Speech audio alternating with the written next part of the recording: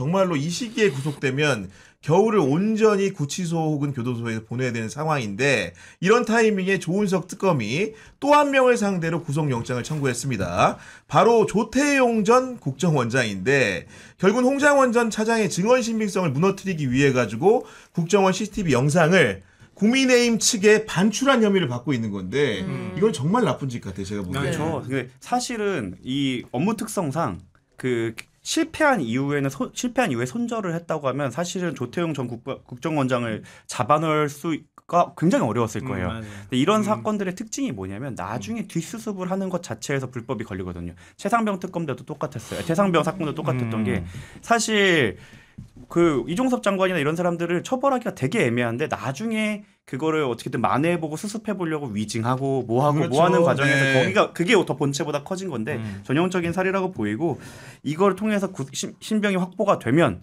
과연 국정원장은 내란 때 무슨 일을 했을까? 맞아요. 여기로 치고 올라갈 수 있는 하나의 또 분수령이 되겠죠. 그러니까 결국은 자기가 지은 죄가 있다 보니까 그걸 수습하는 데서도 불법적인 수단을 동원하지 않으면 자기가 살 수가 없다는 판단이 들었기 때문에 그런 행위를 한 것이고 아까도 얘기했지만 이종섭 전 장관도 무리해서 호주로 안 보내려고만 했으면은 사실은 이 문제라는 게 어떻게 결말이 됐을지 알 수가 그렇죠. 없어요.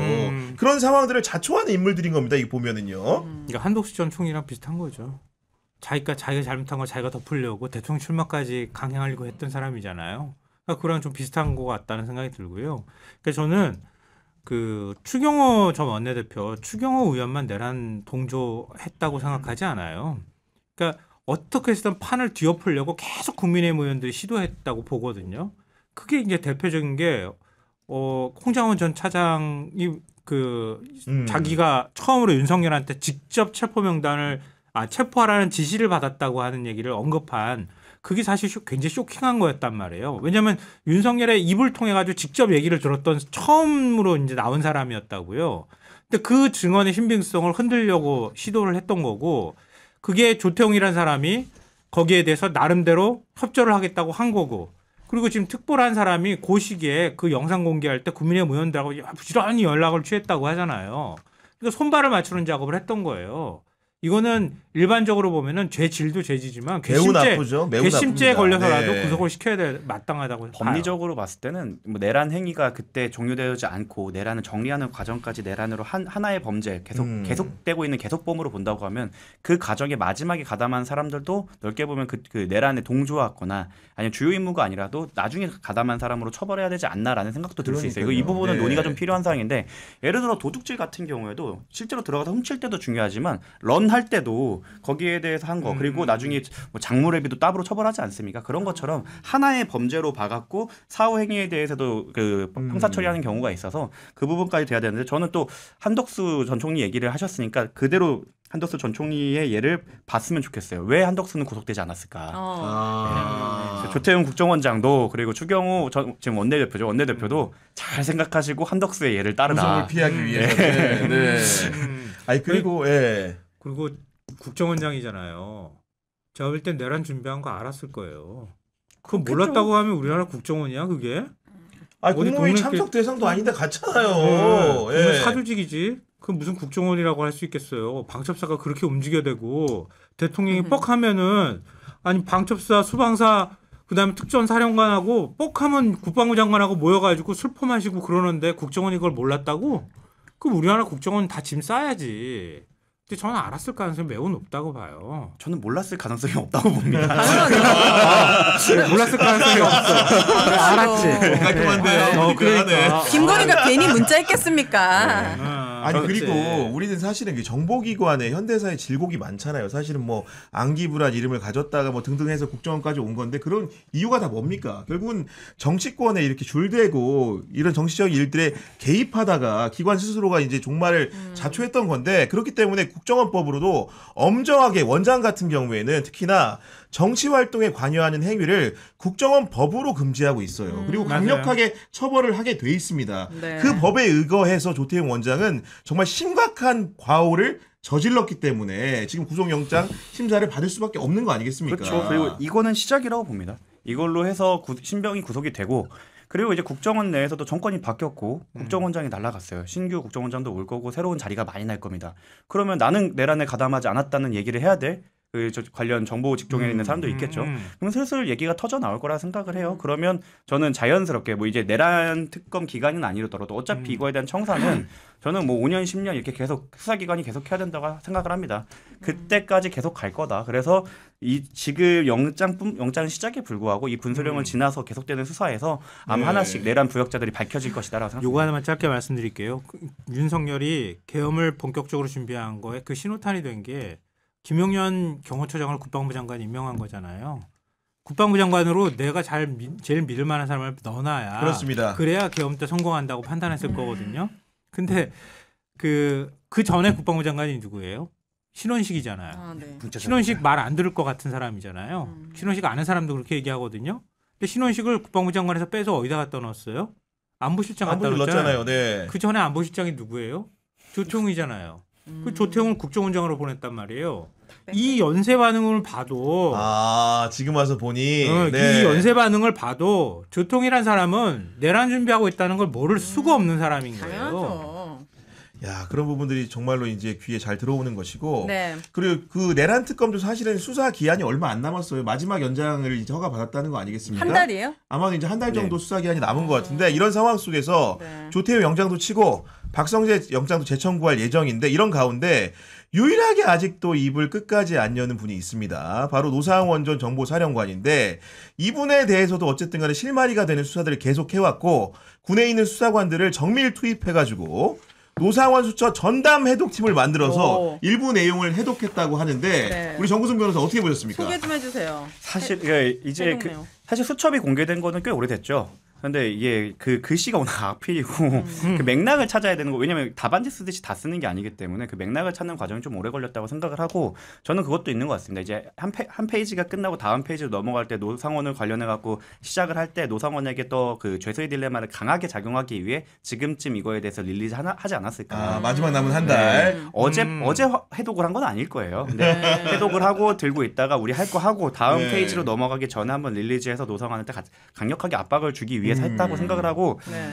저도 이제 교민 교수 하면서 채점할 때 정말 너무 힘들었거든요. 이 악필 찾아내는 게 진짜 악필 해독하는 게 정말 어려운데 네. 이 수사관들이 얼마나 현타가 오면서 했을까를 생각을 하니까 진짜 이게 아니 이거는 어떻게 보면 격가지 얘기인데 네. 실제로 이제 채점을 하면서 글씨가 너무 악필이야. 근데 어쨌든 그 학생도 학점을 받아야 되잖아요. 그쵸. 그런 경우에 정말 열심히 불을 켜고 잘 봐줍니까? 아니면은 일단은 감점을 좀 하고 봅니까? 저희도 찾아가는 과정, 저도 이제 그 후배들을 가르치다 보니까 최대한 애정을 담아서 찾아주려고는 하는데 네. 도저히 판독이 불가능할 때는 어쩔 수 없이 중립적으로 판단을 해야 돼서 감점을 하게 되죠. 근데 저는 무조건 마이너스로 시작하는데. 일단 일목요연하게 보이지 않는 부분에 대해서는 그 전체 총합 평가에서 좀 깎일 수밖에 없는 점은 어쩔 수가 없어요. 아니 그러니까 얼마나 지금 해독하기가 어려웠겠습니까? 사실은 기본적으로 글씨체나 이런 것도 그랬을 것이고 일단 내용들이 너무 많이 생략되어 있기 때문에 그런 건데 네. 일부 단서가 될 만한 내용 중에 그 앞서 성공한 쿠데타라고 부를 수 있는 전두환과 노태우의 12.12 군사 쿠데타를 마치 모방한 듯한 내용의 그런 글들이 남아있다는 거 아니겠습니까? 네, 맞아요. 그러니까 지금 그 정리를 하자면 이렇게 되는 거예요. 우리는 그러니까 그동안에 특검이 발표했던 것도 작년 총선 전후로 해서 본격적으로 내란 모의가 있었다 이거잖아요. 안가로 아까 우리가 얘기했던 군 관계자들 불러가지고 술 먹이면서 가만히 안 놔둬 뭐 반국가 세력 척결 뭐 이렇게 하기 시작하면서 시작됐다고 하는데 2023년 10월경부터 모의가 시작됐던 것으로 보인다. 이게 노상원 수첩에 흔적이 남는 거예요. 네. 남아있다고 하는 건데 그동안 해독이 안 됐던 걸 이제 한 페이지를 풀었다고 하는 거예요. 네. 근데 저는 노상원이 일부러 그렇게 썼다고 봐요. 이 사람은 정보맨이거든요. 그러니까 다른 사람이 알아보지 못하게 글 쓰는 거에 굉장히 익숙한 사람이고요. 그래서 햄버거 회동도 12월 1일 3일 했던 것도 굳이 햄버거 가게라고 하면 그렇지 프랜차이즈 거기 가가지고 했던 이유도 그게 몸에 배어있는 사람이기 때문에 그런 거거든요. 군 기밀이나 이런데.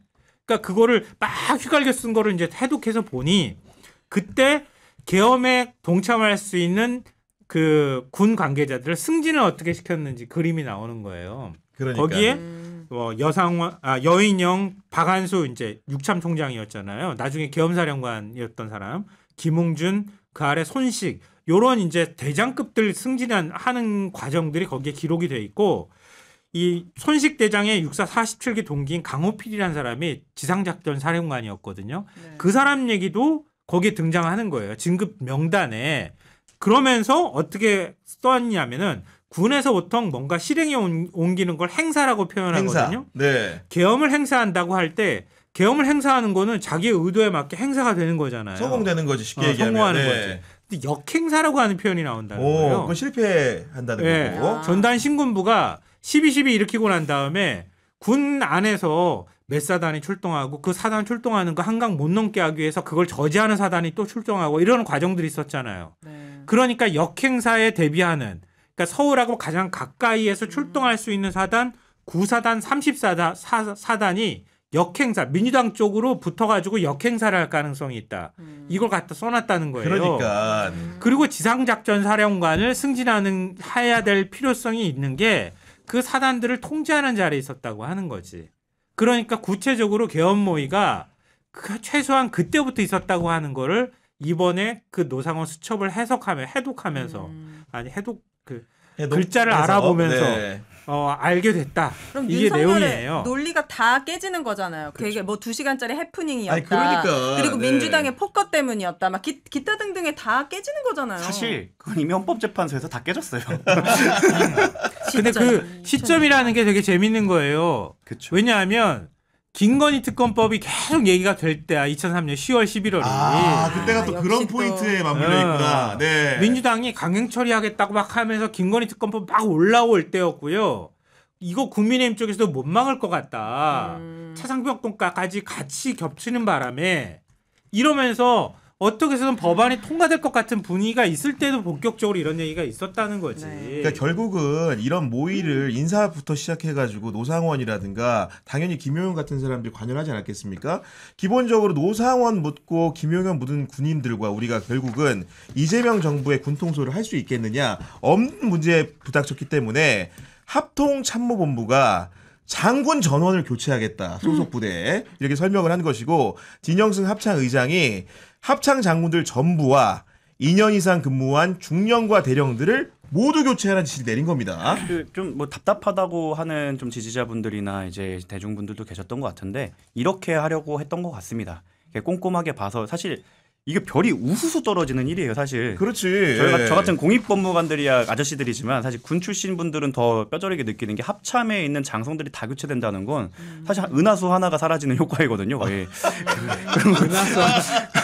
거의 그 정도로 생각하면 네. 사실 군에서는 엄청나게 충격을 받을 건데 그거를 세팅하고 준비하는 과정에 좀 시간이 걸렸었던 거고 이렇게 이제 좀 드라이브 효능감을 느낄 수 있는 이제 그 내란 잔당을 제거하는 과정이 잘 진행될 거고 네. 이것도 김건희 때문에 그 우수수 걱정하시는 분들도 거꾸로 말하고 있을 것 물이 같은데요. 떨어져요? 그러니까 합참에 있는 장구를 교체한다는 뜻이 네.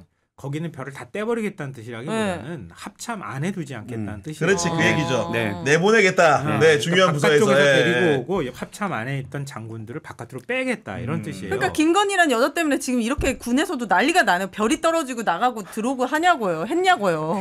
그리고 그 나가신 우와, 분들이 또 신기하다. 그 승진이 되겠습니까? 그러니까 이미 내란 묻었다고 생각해갖고 보통 나가게 되는데 우리가 아는 이제 준장 넘어가고 그러니까 준장에서 소장 넘어가는 투스타 이상급 넘어가잖아요. 투스타에서 쓰리스타 넘어가고 이러면은 보직 못 받으면 바로 그냥 그쵸. 군대에서 그러니까 맞아요. 제대해야 네. 돼요. 그러니까 지금 승진이 이미 안 된 사람들 속간해진 사람들이 있는 거고 네. 앞으로 말씀하셨던 것처럼 자리를 못 찾으면 왜냐하면 별들의 순서에 따라서 갈 자리들이 다 정해져 있단 말이에요. 그 자리 못 찾는 사람들은 별 떨어질 수밖에 없겠지. 근데 이게 네. 보면은 사실 아까 말한 것 중에 뭐 별들의 위치를 바꾸는 것도 중요하지만 합참에서 2년 이상 근무한 쉽게 얘기하면 윤석열 정부 재임 기간에 근무한 중령과 대령을 교체하겠다고 했는데 지금 합참 속 대령이 한 100여 명 된대요. 중령은 4,500명 되는 거고 그러면 2년 이상 근무한 사람이 얼마나 되냐 했더니 약 300명이래. 이게 뭐냐면은 아시겠지만은 다 자식들을 군대에 보내신 분들은 다 알 겁니다. 그러니까 사단장이 이제 별이라고 한다면은 원스타부터 포스타까지 장성 구분이 되는 거고 그 밑에 예하 있는 대대 같은데 병력을 데리고 있는 사람들이 중령 대령쯤 되는 건데 쉽게 얘기해서 스타가 되기 위한 길 중령 대령에 있는 사람들을 300명이나 이렇게 내보낸다라는 거는 정말로 군에서는 엄청난 변화죠. 대대적으로. 거의 그냥 숙청에 가까운 그런 거라고 보시면 되는데 저는 또 이게 또 다른 아까 국정원과 비슷한 효과가 나올 거예요. 저는 내란 안 묻었는데요라고 하는 상대적으로 수혜를 받는 사람들이 적극적으로 나설 거라고 생각을 합니다. 소유가 불타는 것 같은데, 그러니까 개헌 관련돼 있는 부서 주로 그쪽이 바뀔 거예요. 네. 그렇지 않은 합참의 부서들이 굉장히 많기 때문에 그렇지 않은 부서 같은 경우에는 아마 그렇게까지는 하진 않을 거라고. 왜냐하면 발표하고 난 다음에 뒤에 이제 발표가 또 하나 그렇겠죠. 나온 거는 아직 좀 지켜봐야 된다. 이렇게 얘기하는 이유는 뭐냐면은 무조건 다 바꾸기가 어렵단 말이에요. 맞습니다. 그렇죠. 그래도 합참에 올라가는 군인들 같은 경우에 엘리트 군인인데다가 각자 자기의 전문성이 또 있단 말이에요. 그러니까 그런 사람들 한꺼번에 바꾸려고 해도 바꾸기가 쉽지가 않아요. 그러니까 제가 볼 때는 계엄과 최소한 관련돼 있다고 하는 부서의 연관급까지는 바꿀 가능성이 이제 높다. 그렇지 않은 부서 같은 경우에는 안정성을 고려해서 아마 속아내는 작업들이 필요하지 않을까 싶어요. 그러니까 정말로 저는 이제 그 장군 경쟁이라는 게 얼마나 치열한지를 사실 우리가 본 사건들을 통해서도 알 수 있는 게 임성근 전 사단장 사실은 그런 장군 경쟁에서 굉장히 어떻게 보면은 이렇게 살아남고 더 도전하려고 했던 분 아니겠습니까?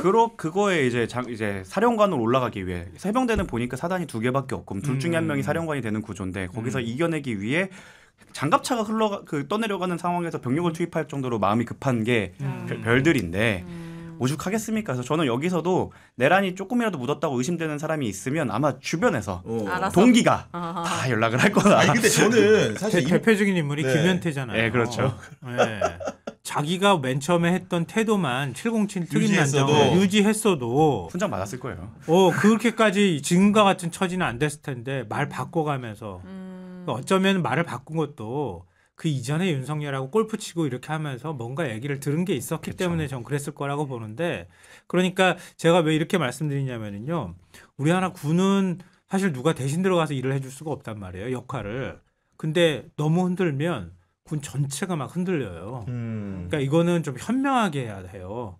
그러니까 진짜 계엄에 뭔가 영향을 받거나 그런 위치에 있어서 제대로 된 역할을 못했다고 하는 사람들은 정말 확실하게 이번에 속아내야 하고, 되지만 네. 그렇지 않은 사람들까지 그렇죠. 억울한 흔들면은 피해자가 있으면 안 되니까. 왜냐하면 군은 다 위에서부터 아래로 내려가는데 만약에 중령에서 대령급으로 가거나 대령에서 원스타로 올라가는 사람들을 거기를 확 그렇게 흔들어 놓으면 밑에까지 다 그렇게 층층의 영향을 미칠 수밖에 없단 말이에요. 전 그러면 이제 불만이 또 나오게 된다고요. 네. 그러니까 그러면은 좀 안정적이지만 또 분명하게 확실하게. 개혁할 건 개혁하는 아니, 근데 그런 게 좀 필요해요. 저는 근데 조금 좀 맞는 말씀이신데 어느 정도 그래도 드라이브를 걸어야 된다고 생각했던 게 이번에 임성근 사건을 보면서 정말 뭐 국가 조찬 기도회든 뭐 기독교거든 정말 이게 너무 군이 고인물이 됐구나. 서로 너무 다 친하고 서로 어려서부터 뭐 사관학교 때부터 같이 올라온 사람들이기 때문에 너무 고여있다라는 생각이 들어서 이건 전 좋은 명분이라고 생각해요. 이번에 한번 고인물들을 한번 걷어낼 기회가 있을 거다.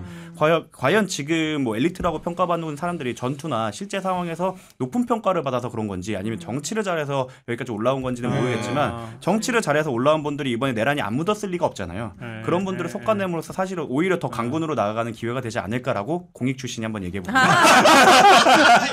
뭐야? 너무한 거 아니에요? 이렇게 뭐야? 사지 멀쩡해 보이는데 왜 지금 공익이에요? 저 법무관이라고 이제 법무부 소속의 이제 그렇지, 국가 소속 그렇지. 변호사로 예. 있습니다. 뭐야? 그래도 뭐 공익은 공익이잖아. 어떻게 설명해도 이해는 안 갑니다. 네.